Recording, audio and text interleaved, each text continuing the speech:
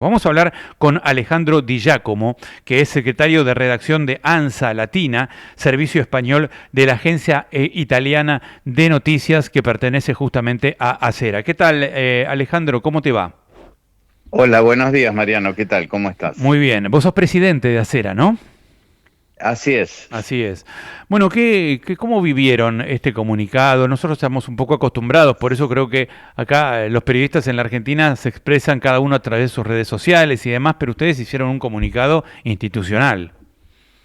Sí, nosotros representamos a la prensa que escribe de Argentina para el exterior. Claro. O sea que son algo más de 80 miembros de la entidad Ujú. y que estamos viendo con mucha preocupación, no lo decimos solo nosotros, sino los organismos internacionales, cierto avasallamiento sobre la posibilidad de desempeñar nuestro rol. Ujú. El acceso a fuentes, la agresividad con que se trata a los colegas, eh, y este ha sido un punto culminante, este último episodio, que ha sido limitar la cobertura de una manifestación que tiene una implicancia, yo diría, no solo nacional, también internacional, ¿no? Porque lo que está pasando hoy en la Argentina impacta en los diarios de todo el mundo. Ujú.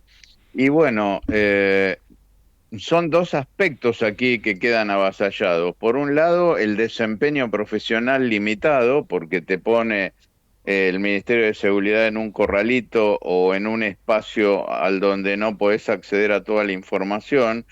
Y por otro lado, se desentiende de dar garantías de cobertura, seguridad a los periodistas que están cubriendo la marcha, ¿no? O la Ujú. manifestación, o la congregación, o lo que fuera. Exacto, Y sí, esto sí. es verdaderamente un doble problema: el desempeño profesional de la profesión de periodista y la posibilidad de informar a la Argentina y en este caso al mundo de hechos de interés público. De interés público nacional y de Entonces, alcance internacional, porque hoy Javier y Milei, el gobierno de evidentemente, Milei es un gobierno que interesa muchísimo, por ejemplo, en el país para el cual vos trabajás, que es Italia, ¿no?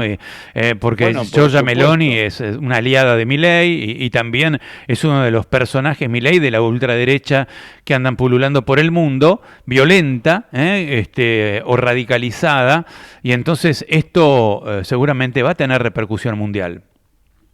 Exacto, mira, ya los organismos internacionales en los últimos informes, Human Rights Watch, que es una ONG que defiende los derechos humanos en el mundo, plantea en 2020, a fines del 2025 que hay un clima de agresión que está creciendo hacia la prensa en la Argentina. Lo dice claramente en su informe. Ujú. Amnistía Internacional también en su informe de fin de año habla de un crecimiento de la violencia exponencial en las marchas y manifestaciones públicas en la Argentina, con un crecimiento entre 2024 y 2025 del 77% de detenciones arbitrarias. Ujú. Y además habla de un aumento de heridos o lesionados en estas manifestaciones públicas, 2.500 en 2 años. Son datos de Amnistía Internacional, Ujú. que también habla de violencia digital por parte del gobierno de Milei.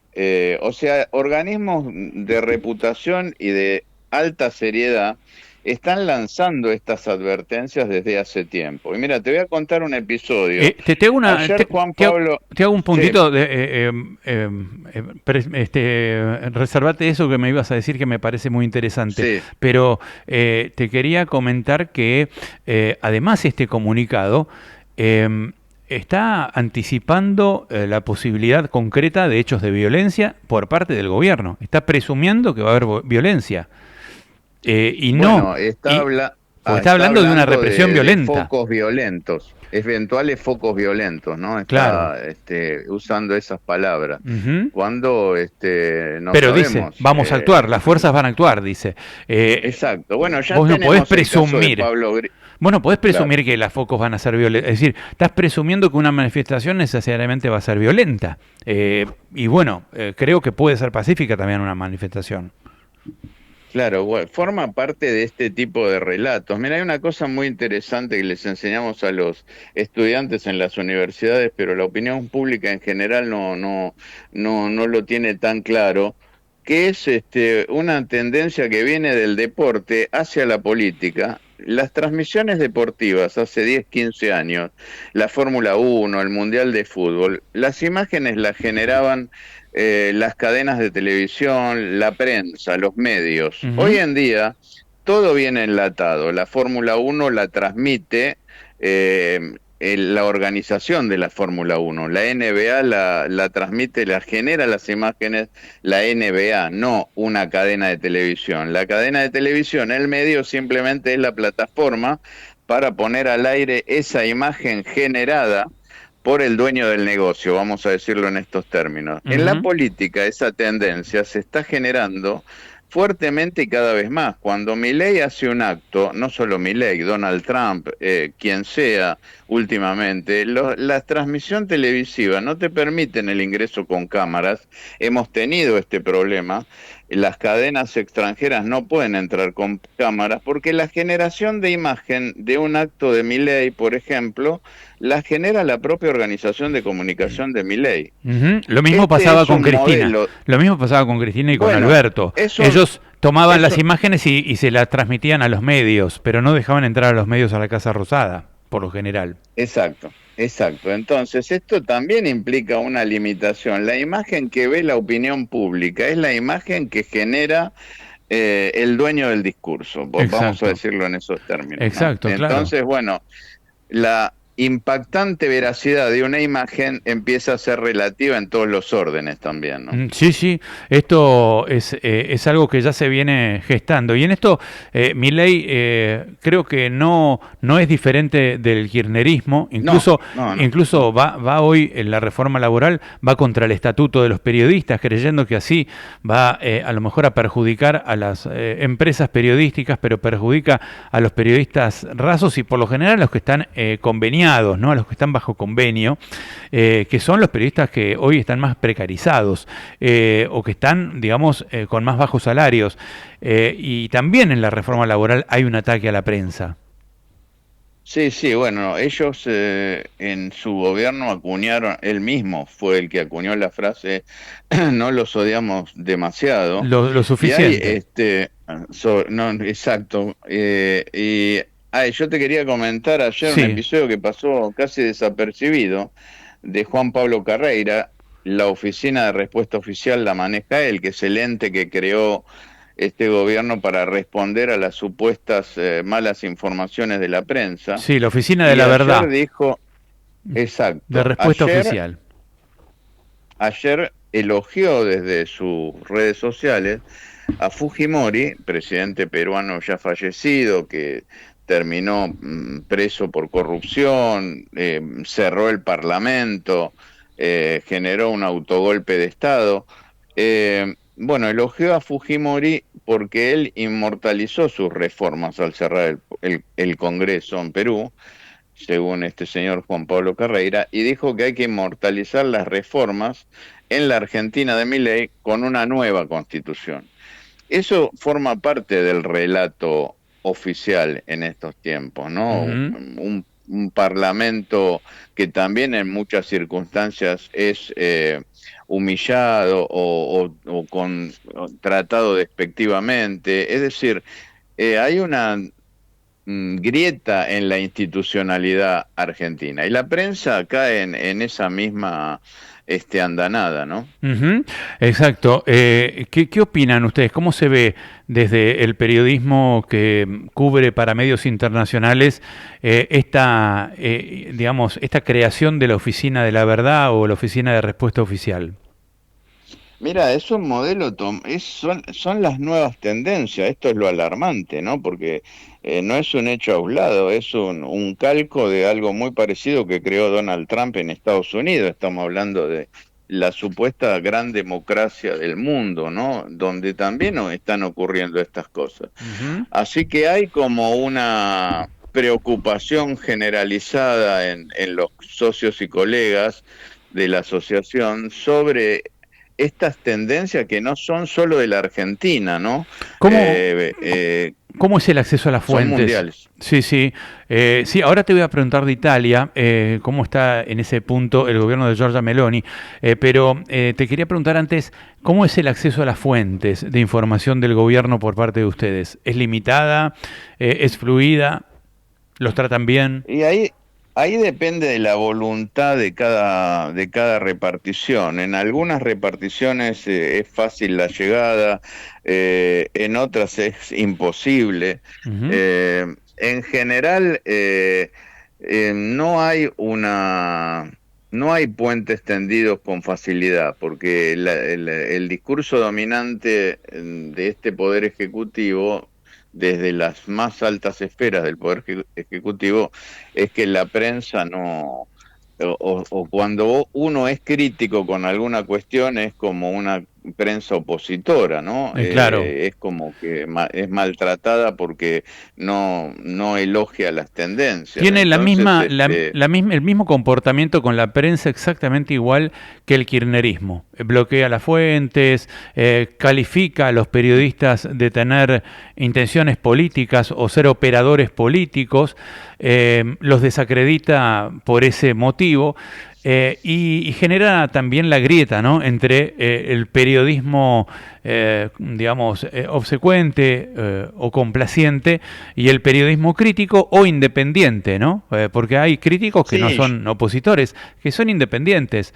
Esto me parece que Ujú. es un punto muy importante, y hay un fenómeno que los distingue del kirchnerismo y que empeora este tema en Milei, que es que Milei llegó a tener fama, llegó a tener conocimiento público gracias al periodismo.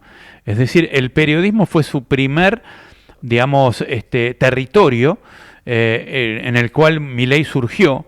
Y bueno, porque era un personaje curioso que despertaba Ujú. interés, los periodistas le hacíamos notas, ¿no? Lo llevaban a los canales, etcétera. Primero lo apoyaron unos empresarios y lo pusieron en un canal determinado, pero después empezó a ser convocado por todos los canales, ¿no? Y esto es lo que a mí me parece una contradicción total, porque él, habiendo sido amigo, entre comillas, de los periodistas y se jactaba de tener muy buena relación con todos, hoy es el peor enemigo. Sí, sí, bueno, estamos llenos de contradicciones, ¿no? Encima es un largo debate, todo esto que estamos hablando, apasionante, pero en algún momento debería darse la sociedad esta discusión, ¿no? Porque con las nuevas tecnologías de comunicación todo empeora también. Sí, Es fantástica las nuevas tecnologías de la comunicación, pero para la opinión pública en general, periodistas somos todos. Ahora, un influencer, un tiktokero, ¿es periodista? ¿Puede un tiktokero ser periodista? ¿Tiene idoneidad profesional el manejo de la información en las redes sociales?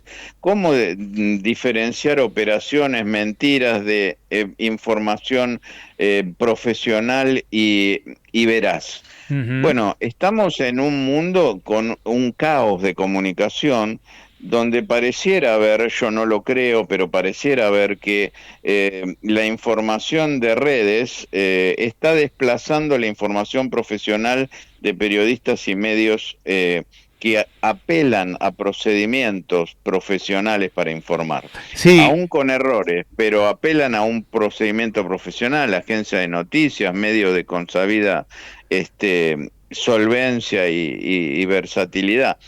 Entonces, todo está en un gran paquete, todos somos todos para la opinión pública, ¿no? claro, y Y para a veces para esa confusión también la empujan los gobiernos de algún modo, ¿no? Porque les con, conviene. con el agravante de que, bueno, tanto el gobierno de Milei como el gobierno de los Kirchner anterior tenían sus propios, digamos, mensajeros de redes o trolls, bueno, los influencers de redes, que muchas veces se valen de las fake news, porque ahora está como Claro. convalidado por esta nueva derecha o esta nueva manera de hacer política de las élites políticas del mundo, que está bien para obtener un resultado político valerse de la noticia falsa, ¿no?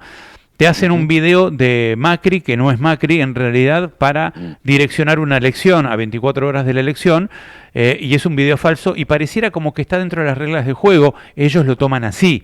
Las fake news, la falsedad y la mentira están institucionalizadas, están normalizadas.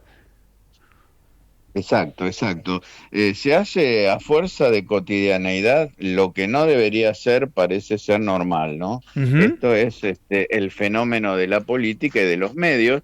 Y también tenemos, o sea, hay una parte de verdad en el espectro de periodistas ensobrados. Hay una parte de verdad en ese discurso, pero no necesariamente todos somos periodistas ensobrados, como pretenden hacer creer, ¿no? O sea, Absolutamente. también hay... entonces, bueno, es una gran confusión y río revuelto es ganancia de pescadores, ¿no? Ujú. ¿Cómo está la situación en Italia? Estamos hablando con Alejandro Tillá como secretario de redacción de ANSA Latina y del Servicio Español de la Agencia Italiana en la Argentina. ¿Cómo está en Italia la situación? Vos, bueno, obviamente vivís en la Argentina, pero debes estar bastante informado de lo que pasa en Italia, con la prensa, cómo es el gobierno de Giorgia Meloni. ¿Tiene estos mismos Mira, tics que Trump o que Milei? Italia, la Unión Europea creo que es la más sólida en cuanto a establecer garantías para el ejercicio de la profesión. Ujú. Incluso y Italia, por ser parte de la Unión Europea, tiene que ir en línea con esos postulados. Incluso yo creo que la Unión Europea está muy por delante en cuanto a controles y normativas sobre las plataformas, sobre las redes sociales, con una normativa que ha incluso puesto de muy mal humor a las grandes tecnológicas, ¿no?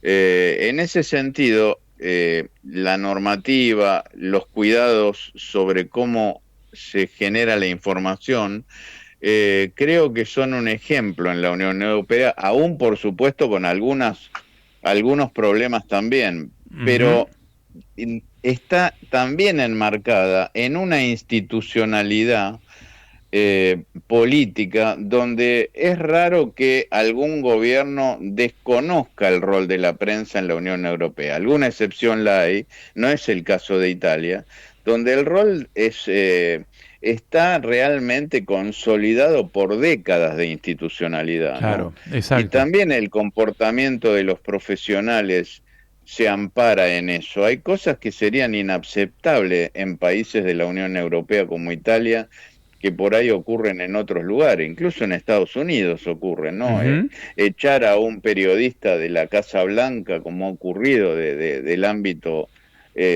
porque piensa lo contrario, yo no creo que ocurra fácilmente en la Unión Europea, por Ujú. ejemplo. Aunque, Exacto. insisto, las derechas van avanzando en todo el mundo, incluso en la Unión Europea, y podría haber bolsones, pero en general desde Bruselas los lineamientos para permitir el ejercicio de la libertad de expresión, la capacidad para informar e incluso los abusos de esta nueva tendencia de las nuevas tecnologías, porque hay cosas que surgen en este momento y no nos damos cuenta que pueden ser nocivos. Ahora se está viendo muy claramente en la Unión Europea limitar a los menores en el acceso a las redes sociales, porque está comprobado que es nocivo, ¿no? Ujú. Y en eso la Unión Europea está a la vanguardia en el mundo, desde lo Bien. que yo observo, por Yo lo creo que menos. vamos hacia eso, Alejandro, me parece que vamos hacia eso. Y también yo siempre propongo y digo que deben dejar de existir las cuentas de redes sociales falsas, ¿no? Porque Claro. vos no podés esconderte abajo del anonimato o bajo un nombre falso. Y todos los influencers, fíjate, libertarios, tienen nombres falsos. John Doe es Ujú. Juan Pablo Carreira, ¿no? Todo el mundo sabe que es, que es Juan Pablo Carreira, pero tiene un nombre falso la cuenta. Sí, El gordo exacto. Dan tiene un nombre falso porque es Daniel Parisini. Es decir, las cuentas de Twitter, por ejemplo, o de Facebook, o de Instagram, o de TikTok, o la que sea, tienen que tener los nombres y vos tenés que acreditar, dejar tu documento, dejar la cara, como si fuera una aplicación de un banco donde vos te acreditás para poder opinar, ¿no? Es decir, porque vos no podés opinar desde el anonimato e insultar a cualquiera o difundir cualquier información. Y los periodistas, cuando damos información, a diferencia de los influencers o de los trolls, ponemos la cara, ponemos nuestra credibilidad en juego. Entonces, si ellos quieren jugar el rol de periodistas, tienen que jugar con el mismo, con las mismas reglas, ¿no? Cuando un medio dice algo, se hace responsable de lo que dice. Cuando un periodista dice algo, se hace responsable. Yo todos los días me hago responsable de las informaciones que doy en un medio. Entonces, no pueden existir las cuentas fake o falsas, en donde desde el anonimato te pueden enchastrar o te pueden hacer, digamos, una movida de trolls. Claro, o cometer delitos, ¿no? Difamación. ¿Ante quién accionás si es una cuenta fantasma? ¿No? Exacto, te publican una foto falseada, te pueden publicar cualquier cosa de una cuenta falsa y después ellos tienen la manera de viralizarla con los algoritmos y por ahí te tiran, no sé, lo que dicen ellos, una disparada de 500 o 600 influencers que replican esa falsedad.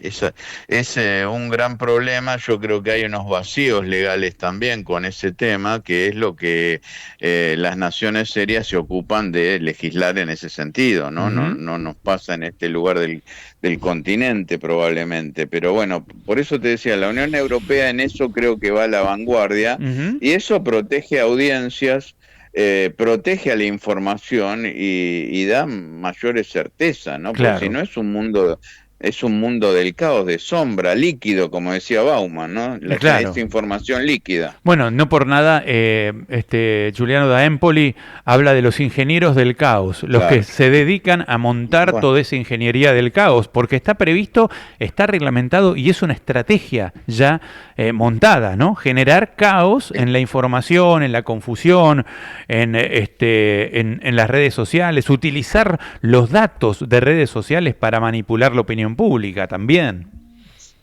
Sí, la información segmentada también, ¿no? Porque esto que decíamos de la transmisión televisiva, si yo te pongo una cámara, vos lo sabés mejor que nadie, una cámara plana, abajo, la manifestación parece que tiene 100.000 personas. Si hago una toma aérea, me doy cuenta que está la plaza vacía y son 10 nada más. Bueno, ¿desde dónde enfoco? Algo tan fuerte como la imagen puede ser un equívoco, ¿no? Exactamente. Alejandro, un placer hablar con vos. Hay hablar de periodismo también y hablar del ejercicio de la profesión con ustedes que son los corresponsales extranjeros en la Argentina y que, bueno, que ponen el cuerpo también y padecen lo mismo que los periodistas argentinos. Son tan ensobrados como nosotros. Sí, tal cual.